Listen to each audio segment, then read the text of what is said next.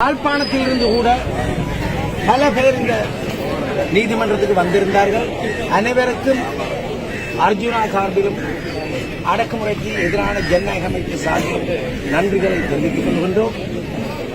இந்த ஒரு புரட்சியை உங்களது தம்பி, உங்களது அண்ணன், உங்களது சொந்தம் உங்களுக்கு ஏற்படுத்தி அந்த அறிவை ஊட்டி உங்களை ஒரு வலிமையுள்ள உணர்வுள்ள ஒரு வீர பரம்பரையாக ஆக்கியிருக்கின்றார்.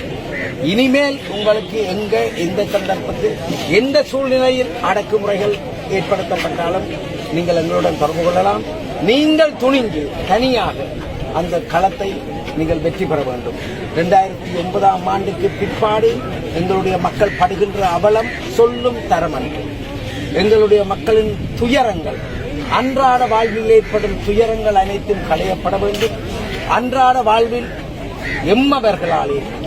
எம்மவர்களாலேயே பல மாபியா துறைகளினூடாக அடக்கப்பட்டு ஒடுக்கப்பட்டு அவர்களுடைய இறமைகள் மறுக்கப்பட்டு இந்த விடயங்கள் எல்லாம் நீங்கள் அனைத்தையும் துணிவாக எதிர்கொள்வதற்கு தம்பி அர்ஜுனா ஒரு முன்மாதிரியாக தனியாக பெருதுனியாவில் இருந்து வந்து உங்களுக்காக சிறையிருந்து உங்களுக்கு அந்த துணிவை அந்த தொடர்பை ஏற்படுத்தி இருக்கின்றார்.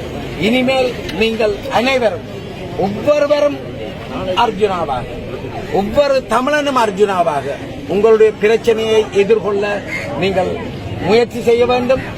நீங்கள் அதில் முயற்சி செய்து அதை எதிர்கொள்ள பழக வேண்டும்.